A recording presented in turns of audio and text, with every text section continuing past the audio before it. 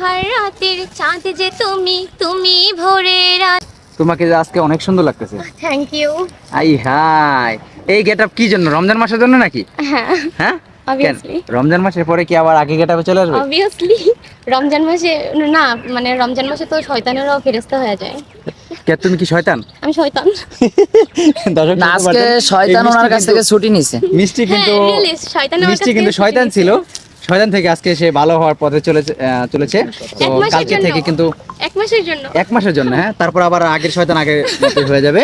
তো তাই এই শয়তানের মুখ থেকে আমরা একটা গজল শুনবো। এই শয়তান, একটা গজল বলো আমাদেরকে। অবভিয়াসলি।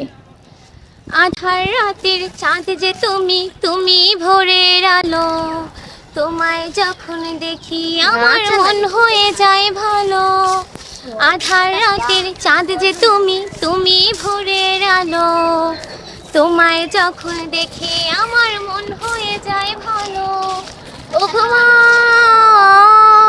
ওগো মা, ওগো মা, ওগো মা, জাদু মাখা মুক্তি তোমার দেখলে ভরে মন, আদর করে ডাকো যখন ওরে খোকা শোন।